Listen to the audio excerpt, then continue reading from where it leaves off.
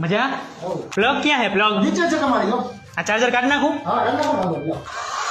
Bill તો ભાઈ આવશે જ તે 80 નખાયું તો ભાઈ બિલ તો આવે જ ને પ્રાઇસ તો આવે એર ફિલ્ટર સાફ ન કરાવો તો શું થાય એમ? હા કુલિંગ એ ન પકડે એના લીધે હાલો એક ગાભો મોકલાઈ દો ને